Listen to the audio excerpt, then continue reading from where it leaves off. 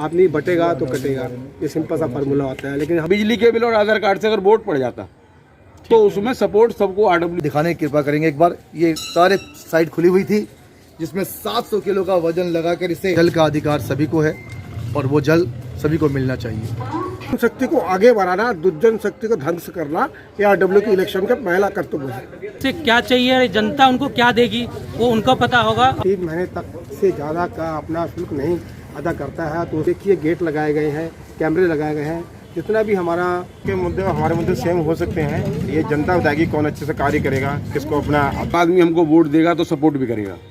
सबका वोट नहीं मिलेगा तब तक यहाँ कुछ भी विकास ऐसे नहीं होगा। ऐसे नशीली पदार्थ इस्तेमाल करने वाले व्यक्ति बाहर से आके वहाँ बैठते थे और हमारे माता बहनों को निकलना दुश्वार होता था। उससे यहाँ डिस्पेंसरी को व्यवस्था कराएंगे, चुन के आते हैं तो।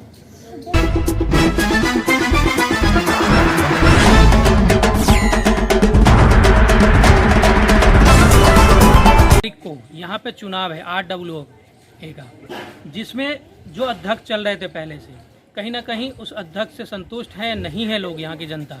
और क्या कार्यक्रम हुए पूरे क्षेत्र में, कहाँ गेट लगे हैं, क्या पार्क की स्थिति है और क्या बिल्डिंगों की स्थिति है, वो सब कुछ इस खबर में आपको हम बताएंगे। और अभी जो 17 तारीख को चुनाव है उसमें कौन से कैंडिडेट है अध्यक्ष के और इलेक्शन बॉडी में कौन से, उनसे भी बात करेंगे और उनका क्या मुद्दा होगा जिस पे ये इलेक्शन होना है।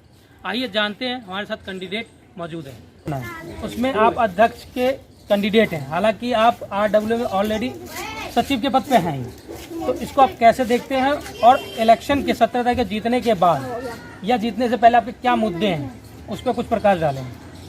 सबसे पहले मैं आपके चैनल को धन्यवाद करता हूँ। जिस तरीके से पारदर्शिता के तरह आप सच्चाई, ज़मीनी हकीकत जो दिखाते हैं, ये सामान्य बात नहीं है।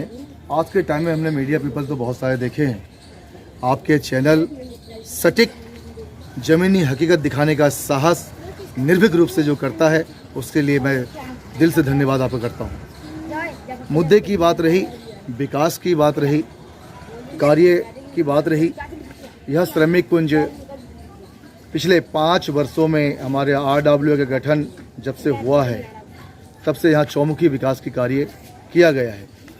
कुछ चीज़ें उसमें नहीं हुई है या आगे आने वाले चुनाव के बाद में उन चीज़ों पे जोर दिया जाएगा और शासन प्रशासन के साथ मिलकर पब्लिक के हित में जो भी सुविधाएं का बात करें तो उस कार्यों को करवाया जाएगा। जैसे मेरी प्राथमिकता है, सबसे पहले हमारे यहाँ की जनता, जो गरीब जनता है, इनको स्वास्थ्य सेवा का बहुत बड़ा दिक्कत है। यहाँ पे स्वास्थ्य को लेकर हम यहाँ डिस्पेंसरी को व्यवस्था कराएंगे, चुन के आते हैं तो। इसके बाद यहाँ पे हमारे माताएं बहनें के लिए, हमारे निवासियों के लिए यहाँ मदर डेयरी की व्यवस्था नहीं है, जिसके लिए हमें काफ़ी दूर जाना पड़ता है। मदर डेयरी की व्यवस्था करवाएंगे। यहाँ हमारे यहाँ चौमुखी विकास की बात करें तो आने वाले समय में जो हालत यहाँ पे थी, हमारे बगल में ही, यहाँ पे अगर कैमरा इधर घुमाएंगे, बगल में पीछे पार्क है, जिस पार्क के अंदर में एक कोने के अंदर में शाम के समय में हमारे माताएं बहनें या जनता को जाना दुश्वार होता था। कौन से पार्क में कैसे नशीली पदार्थ इस्तेमाल करने वाले व्यक्ति बाहर से आके वहाँ बैठते थे और हमारे माता बहनों को निकलना दुश्वार होता था, उससे निजात दिलाने का काम हमारी टीम, हमारे संगठन ने किया। हमारी सोसाइटी के अंदर अनचाहे लोग कहीं से भी आके एंट्री कर जाती थी। ये आप एक तरफ दिखाने की कृपा करेंगे। एक बार ये सारे साइड खुली हुई थी जिसमें 700 किलो का वजन लगाकर इसे हमारी टीम ने कॉलोनी को बंद करके एक सूत्र में बांधने का कार्य किया। हमारे यहाँ पे 7 टावर है, 7 टावर में 16 कैमरे लगाकर, सीसीटीवी कैमरा लगाकर सेफ्टी और सिक्योरिटी पे हमारी टीम ने कार्य किया और कुछ दिन में इसके मेंटेनेंस के कार्य भी करवाते रहते हैं। ऐसे ही कुछ दिन पहले एक सोसाइटी के अंदर में किसी की रोजी रोटी चलाने वाला ठेली होता है, उसकी चोरी हुई और वो व्यक्ति आया और सीसीटीवी कैमरा होने के वजह से 24 से 48 घंटे के अंदर हमारे पुलिस विभाग के लोग ने उसे रिकवर करके दिया। मैं अपने पूरे टीम की ओर से यूपी पुलिस को धन्यवाद करता हूं। अशोक जी, ये तो आपने जो विकास हुआ है उसके बारे में बताया, हालांकि 17 तारीख को अध्यक्ष का इलेक्शन है, तो उसमें आप किन मुद्दों पे लड़ रहे हैं? 17 तारीख को इलेक्शन है, उस मुद्दे के बाद मैंने बताया पहले भी, जैसे कि हमारे यहाँ पे डिस्पेंसरी नहीं है। डिस्पेंसरी, बारात घर, मदर डेयरी, ये सब चीज़ें हैं जो 3 मुद्दे मैं उसको बहुत ही ऊपर रखता हूँ कि आम जनता को शिक्षा, स्वास्थ्य, ये मेन मुद्दा है उनको चाहिए। जो यहाँ पे तीसरे मंजिल पे पानी का प्रेशर नहीं जाता, वो मेरे लिए भी बहुत मुद्दा है, उसको भी मैंने बहुत उसमें रखा हुआ है कि पानी, जल का अधिकार सभी को है और वो जल सभी को मिलना चाहिए। तो इन मुद्दों को लेकर मैं चुनाव पे लड़ने जा रहा हूँ। चलिए, बहुत बहुत धन्यवाद। हमारे साथ दूसरे कैंडिडेट हैं मुनीश कुमार जी, उनसे भी जानते हो किन मुद्दों पे लड़ना चाह रहे हैं चुनाव और किस मुद्दों को लेकर जनता के बीच जाएंगे जो 17 तारीख की वोटिंग होना है। स्वागत है भाई साहब, आपका बहुत बहुत धन्यवाद। आपने एक छोटी सी कॉलोनी समीकरण के अंदर आकर न्यूज़ में ये हमारा जो प्रचार के रूप में आप कर रहे हैं और हमारी बात सुनी है आपने। हालांकि आपके अलावा और भी चैनल यहाँ पर नहीं आया है और यहाँ पर काफ़ी सारे मुद्दे हैं। गरीब जनता रहती है जिनकी सैलरी कम है और इसके कारण यहाँ सुविधाएं मूलभूत में बहुत कमियाँ हैं। तो अभी हमारे आरडब्ल्यू टीम जो थी उन्होंने काफ़ी काम किए हैं, लेकिन अभी बेहतर का जो होना चाहिए वो नहीं हुए। इसलिए हम अध्यक्ष पद पर खड़े वाली जनता ने हमें चुना, तो उनके और बेहतर अच्छे कराने के लिए, जैसे पानी का सप्लाई यहाँ पर नहीं आ पाता, महिला सुरक्षा को लेकर है, अभी भी बाहर के लोग आके यहाँ दारू पीते हैं, तो ऐसी बहुत सारी कमियाँ हैं जो कि अभी नहीं हो पाई हैं। उनके लिए हम लोग आगे कर रहे हैं। जैसे यहाँ कोई मदर डेयरी का बूथ भी नहीं है, कोई मेडिकल सुविधा भी सही से नहीं है, जिसका गरीब जनता वहाँ सरकारी हॉस्पिटल में पहुँच नहीं पाती और नहीं पाती। यहाँ नहीं, आपने जैसे 2-3 मुद्दे मुझे जो बताएं, जैसे क्या कहते हैं डिस्पेंसरी नहीं है, मदर डेयरी की सुविधाएं नहीं है, तो ये 2-3 चीज़ें तो क्या कहते हैं जो पहले कैंडिडेट हैं जिनको कहें अशोक जी, वो भी इस मुद्दे को लेकर लड़ रहे हैं, तो इस पर कैसे वो करें, डिफेंड कैसे करें? बहुत सही है, उनके मुद्दे हमारे मुद्दे सेम हो सकते हैं। ये जनता बताएगी कौन अच्छे से कार्य करेगा, किसको अपना अध्यक्ष बनाना चाहेगी, किसको चुन के लाएगी। सुविधाएं, मूलभूत जो सुविधाएं हैं, सुविधाएं सेम होती हैं। जैसे दूध सबको चाहिए जी, पानी की सुविधा सबको चाहिए, महिला सुरक्षा सबको चाहिए। जो बाहर के यहाँ पर आपत्ति लोग आते हैं, चोरी करके लाते हैं। अभी हमारे भाई की 11 नंबर में रहते हैं, उनकी बाइक चोरी हो गई, तो बाइक की चोरी होने से क्या हुआ, वहाँ कैमरा नहीं थे ठीक, इसके कारण चोरी हो गई, नहीं पकड़ पाए। तो गरीब आदमी है जिसकी 15,000 से एक बार बाइक चोरी, 1 लाख की बाइक मिलती है, नहीं मिल पाएगी उससे द्वारा, नहीं ले सकता वो, चोर भी नहीं पकड़ा गया। तो इन सब बात को ध्यान रखते हुए सिक्योरिटी पर्पज़, महिला सिक्योरिटी पर्पज़ और डेयरी पर्पज़ है, मेडिकल सुविधाएं हैं, ये सब के लिए हम लोग खड़े हुए हैं। ये तो जनता चुनेगी कि कौन क्या करेगी। मतलब मोटा मोटी जो कहें कि मुद्दे जो हैं इसमें महिला सुरक्षा को लेके, स्वास्थ्य को लेके और कहीं ना कहीं पूरी सिक्योरिटी सुरक्षा की व्यवस्था को लेके मेन जो है, हम लोग मैदान में आए हुए हैं, सब लोग प्रत्याशी हैं, अपन लोग घूम रहे हैं। और बाकी तो मैं ये जानना चाहूँगा टोटल यहाँ पे कितने प्रत्याशी हैं? अभी टोटल 3 प्रत्याशी हैं। एक हमारे भाई अशोक भाई हैं और हमारे बड़े भाई। तो मैं वोट डालने का अधिकार किसी को, एक बार ये, और वोट डालने का अधिकार है यहाँ पर एक चीज़ मुझे बताइए, उनसे लेंगे। अभी तो ये आपने सुना पहले कैंडिडेट दूसरे कैंडिडेट को, हालांकि तीसरे कैंडिडेट भाग खड़े हुए, पता नहीं क्यों, उनका क्या मुद्दा था उनका नहीं पता, और उन्हें जनता इससे क्या चाहिए, जनता उनको क्या देगी वो उनको पता होगा और जनता को पता होगा। और जो हमारे इलेक्शन कमेटी बोर्ड में जो है वहाँ पर तपस दास जी हैं, उनसे भी जानते हैं किस तरीके से वोटिंग होना है, पूरा प्रोसेस। आइए जानते हैं उनसे। एक चीज़ बताइए मुझे आप कि आप पूरे इलेक्शन बॉडी के अंदर हैं, तो किस तरीके से इलेक्शन होना है 17 तारीख, क्या प्रोसीजर है, इसके बारे में कुछ बताओ। आप सभी को बहुत बहुत धन्यवाद। आपकी चैनल के माध्यम से मैं अपनी आरडब्ल्यू की पूरी टीम और जनता को ये बताना चाहता हूँ कि पहली बार हमारी इलेक्शन हो रहा है आरडब्ल्यू की गठन होने के बाद। इतना दिन हमारी सिलेक्शन चल रहा था, फिर इलेक्शन हो रहा है और अच्छा लग रहा है जो मेरे को इलेक्शन कमीशन की जिम्मेदारी दिया गया है इलेक्शन को सुचारू रूप से संपन्न कराने के लिए। पहला जो है 17 तारीख को इलेक्शन होगा, सुबह 9 बजे से लेकर शाम को 4 बजे तक, 7 बजे तक। और जो ये है जो सूची, ये जो प्रेसिडेंट कैंडिडेट की वो डिक्लेयर किया जाएगा, जो कौन इलेक्टेड हुआ, इलेक्टेड कैंडिडेट डिक्लेयर किया जाए सुबह शाम को 7 बजे तक। ये पहली बार वोटिंग हो रही है। और साथ ये जो सबसे बड़ा चीज़ है, जो हम लोग 5 साल से जो कमेटी गठन चला था 56 महीना का, तो हम लोगों ने तो छोटा सा क्राइटेरिया किया, जो बंदा हमारे बीच में है कम से कम 12 महीना का और मेंटेनेंस चार्ज में सदस्यता शुल्क, जिसको सदस्यता शुल्क कहा जाता है, 12 महीना के अगर आप दे दिया तो वो वोटर की अधिकार उनको मिला है। उनको पहले 27 तारीख तक हमारी डेट था, 27 अक्टूबर 2024, उसको बढ़ा के सबकी जनता के आग्रह से उसको बढ़ा के 6 नवंबर 6 नवंबर 2024 तक कर दिया गया था, एक हफ्ता का बढ़ा दिया गया था।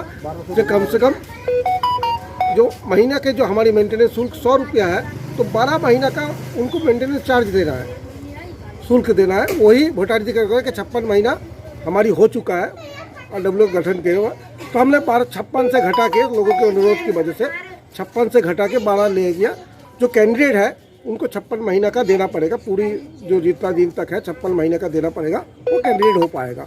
इतना तय है और इतना हिसाब से अभी हमारी वोटर लिस्ट जारी हो जाएंगे, उसके बाद कैंडिडेट का भी लिस्ट जारी हो जाएगा और एक दिन के अंदर आज शाम तक ये भी जारी हो जाएंगे पब्लिकली।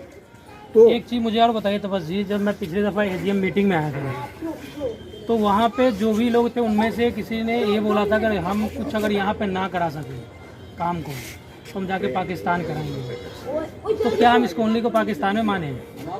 देखिए हमारे जो यहाँ के जो है कुछ लोग हैं असामाजिक तत्व हर जगह पे रहता है, ये समाज की निरंतर धारा है और धारा में से और हमारी संविधान की धारा 14 सबको अधिकार दिया है बोलने का, इसलिए हम देश विरोधी गतिविधि भी यहाँ चलते हैं, लेकिन संविधान उसके ऊपर कोई ऐसा कोई प्रावधान नहीं बना। लेकिन हाँ, जो सज्जन शक्ति है, सज्जन शक्ति को आगे बढ़ाना, दुर्जन शक्ति को ध्वंस करना, ये RW के इलेक्शन का पहला कर्तव्य है। ये इलेक्शन इसलिए हो रहा है कि सज्जन शक्ति आगे बढ़े। सज्जन शक्ति जब तक आगे नहीं बढ़ेगा, शिक्षित समाज जब तक आगे नहीं आएगा, तब तक अच्छी काम नहीं होगा। डेवलपमेंट तभी हो सकता है जब आपका सज्जन शक्ति आगे बढ़ता है। तो इस इलेक्शन बॉडी में क्या कहते हैं आप हैं भी, और जनता से, यहाँ की जो भी जनता है उनसे क्या आह्वान करना चाहेंगे ताकि वो इलेक्शन के 17 तारीख को अपना वोट और मत दें? हमारी एक ही लक्ष्य है, अगर आप अपनी विकास चाहते हैं तो किसी ना किसी तरीके से संगठित होना है। अगर हम कट जाएंगे तो बढ़ जाएंगे तो कट जाएंगे। ये जो लक्ष्य है, अगर किसी भी तरह के किसी भी सूरत में अगर विकास चाहते हैं अपना, हम पैसा लेके आएंगे, टीवी लेके आएंगे, फ्रिज लेके आएंगे, रखेंगे कहाँ? दूसरे आके चोरी करके ले जाएंगे तो क्या होगा? अगर हम काट के रहेंगे तो दूसरे अंदर देखने के बाद भी नहीं कहेंगे, तो चोर आके चुरा के ले जाएंगे, तो हम काट जाएंगे। हमारी उसका फायदा क्या है? जब तक हम एक रहेंगे तो नेक रहेंगे। इस बात को हम लोगों को सबको समझदारी होना चाहिए और इलेक्शन में खुल के आना चाहिए। हम अपनी एरिया की विकास करेंगे, दूसरे का नहीं। हम दूसरे जगह पे नहीं कर रहे हैं, अपनी RW के, अपनी 420 फैमिली की विकास के लिए हमारी मंत्र है RW, दूसरे के लिए नहीं सोच रहे हैं। चलिए, बहुत बहुत धन्यवाद। यहाँ पे जो अभी वर्तमान अध्यक्ष हैं उनसे भी जानेंगे और जनता से भी पूछेंगे, कुछ जनता है उनसे भी कि किस तहत वो वोट करना पसंद करेंगे, अभी तक क्या विकास हुआ है। हालांकि हम पहले जनता से बात करेंगे, फिर लास्ट में जो वर्तमान अध्यक्ष हैं उनसे भी बात करेंगे। अभी तक जो भी देखा गया कि हालांकि 5 साल से यहाँ पे RW है, यहाँ पे क्या कार्य हुआ है और क्या यहाँ पे चीज़ें की गई है पूर्व जो RW अभी वर्तमान में अध्यक्ष हैं उनके द्वारा, और अभी जो इलेक्शन होना है वो किन मुद्दों पे आप, क्योंकि यहाँ के निवासी हैं, अब जनता है यहाँ पे, तो किन मुद्दों पे आप वोट करेंगे? पहली बात तो यह है कि 420 टोटल फ्लैट हैं यहाँ पर, और 420 में 70 से 80 वोटर ने केवल 1200 रुपये का योगदान दिया है। और 420 वोटों में अगर 70-80 वोट में अगर आप RW बनाते हो तो यहाँ पर जनता कोई भी साथ नहीं देगी। दूसरी चीज़, अभी पहली बार जनता को हर एक आदमी को हक है अपना वोट डालने का। ये कमेटी रूल करती थी कि एक बार सबको वोट डलवाए और उसके बाद में जो भी जीत के आए, फिर धीरे धीरे सब चीज़ें बदलती हैं। कोई भी चीज़ है, हम जब आदमी हमको वोट देगा तो सपोर्ट भी करेगा, और वोट जब तो आप किसी का वोट छीनोगे तो सपोर्ट भी नहीं करेगा। बिल्कुल। इसलिए हमारा जो कहना था कि मकान मालिक चाहे वो 420 में से 300 वोट डालते या 200 डालते, लेकिन बिजली के बिल और आधार कार्ड से अगर वोट पड़ जाता तो उसमें सपोर्ट सबको RW को अच्छी मिलती, पकड़ अच्छी होती।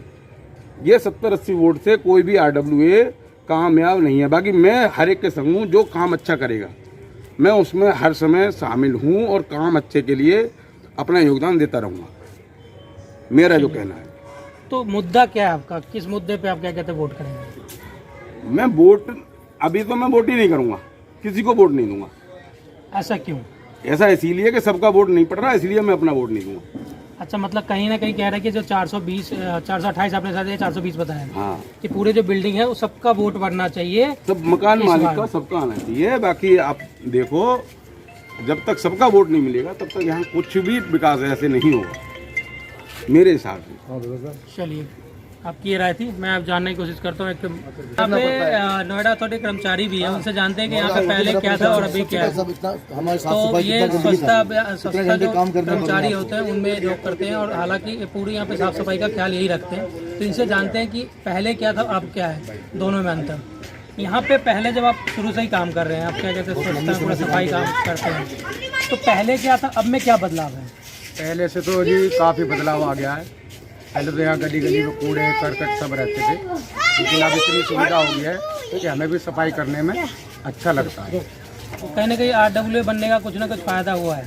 हाँ, फ़ायदा हुआ है जी। तो हालांकि आप यहाँ वोट नहीं करेंगे, लेकिन यहाँ के जो जनता है, यहाँ के जो पब्लिक है, उनसे क्या कहना चाहिए? और यही कहना चाहेंगे कि जैसी सुविधा अब है, कोई भी कैंडिडेट बने इससे अच्छी सुविधा करवाए। चलिए, हाँ, जो कैंडिडेट थे, जो क्या कहते हैं इलेक्शन बॉडी में थे, और आपने कुछ एक दो पब्लिक के भी आपने सुना, उनका क्या कहना था, किस मुद्दे पे वोट करेंगे और किस मुद्दे पे वोट नहीं करेंगे, क्यों बहिष्कार करना चाहते हैं। हालांकि ये पहला दफ़ा इलेक्शन हो रहा है 5 सालों के बाद, जब से RWA गठित हुआ है। तो उनका ये कहना था कि जो 420 घर है वो मेंटेनेंस चार्ज दे रहे हैं या ना दे रहे हैं, पहली दफ़ा उनको वोट करने का अधिकार देना चाहिए, ताकि अगली बार से वो मेंटेनेंस चार्ज दे, ताकि RWA सुचारू रूप से चल सके। हालांकि अभी वर्तमान में जो अध्यक्ष हैं उनसे भी जानना चाहेंगे अभी हम कि उन्होंने क्या विकास किया और इस बार इलेक्शन में क्यों नहीं खड़े हैं। आइए महज जी से। महज जी एक चीज़ बताएं, पहली दफ़ा क्या कहते हैं RWA गठित होने के बाद पहली दफ़ा ऐसा मौका है जब क्या कहते हैं इलेक्शन कराया जा रहा है अध्यक्ष के, तो आपने अभी तक जो 5 साल रहते हुए अपने कार्यों के बारे में बताएं। सर, अपने कार्य के बारे में बताने से पहले मैं बताऊंगा कि 13 फरवरी 2020 को हमारी SK अपार्टमेंट RW बनी थी, जो फ्लैट नंबर 1A से लेकर 140C तक श्रमिक कुंज सेक्टर 122 नोएडा में है। इसका जो फॉर्मेशन था वो हमारे आपसी सदस्यों से ही करीबन 35-40 सदस्यों से मिलकर बना था, और उनके बनने के बाद यहाँ पर जो भी खर्चा पानी का सबने इकट्ठे करके किया था। वो फाउंडर मेंबर है हमारे, हम उनकी इज्जत करते हैं कि उन्होंने एक सोच रखी कि हम इकट्ठे होकर आगे बढ़े।